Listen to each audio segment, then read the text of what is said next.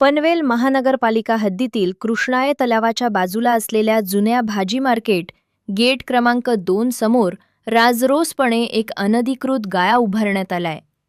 महापालिकेची कोणतीही कायदेशीर परवानगी न घेता हा गाळा बांधण्यात आला असून स्थानिक भूमाफियांकडून या गाळा चालकाकडून दरमहा 25 ते 30 हजार रुपये इतके भरमसाठ भाडे उकळले जात असल्याची धक्कादायक माहिती समोर आलीय.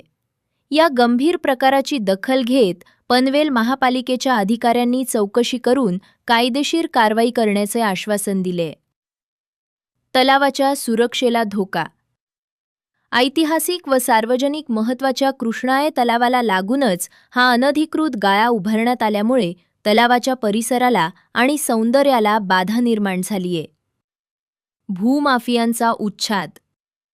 पनवेल महानगरपालिकेच्या अतिक्रमण निष्कासन विभागाची किंवा कोणत्याही अनधिकृत बांधकाम विभागाची कोणतीही मंजुरी न घेता हा गाळा थाटला गेलाय. या जागेचा ताबा घेऊन भूमाफिया परस्पर हजारो रुपयांचे आर्थिक उत्पन्न कमावत आहेत. नागरिक आणि व्यापाऱ्यांची मागणी. अनधिकृत बांधकामामुळे अधिकृतपणे व्यवसाय करणाऱ्या किरकोळ भाजी विक्रेत्यांवर अन्याय होत आहे. तसेच यामुळे परिसरात वाहतूक कोंडी आणि गर्दी होत असल्यानं हा बेकायदेशीर गाळा लवकरात लवकर तोडक कारवाई करून निष्कासित करावा, अशी मागणी स्थानिक नागरिकांकडून सातत्यानं केली जात आहे. प्रशासकीय भूमिका आणि कायदेशीर पावले.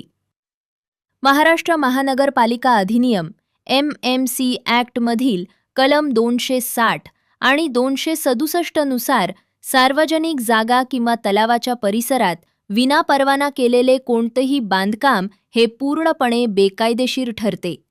या संदर्भात महापालिकेच्या संबंधित प्रभाग आणि अतिक्रमण विभागाच्या अधिकाऱ्यांनी सांगितले की या जागेची तात्काळ संयुक्त पाहणी केली जाईल.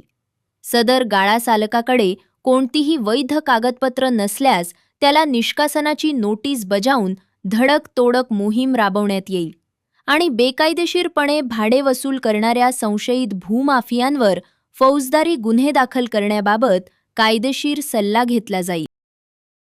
पनवेल, नवी मुंबई आणि रायगड जिल्ह्यातील ताज्या बातम्या आणि नवीन घडामोडी पाहण्यासाठी सबस्क्राईब करा कोकण संध्या न्यूज.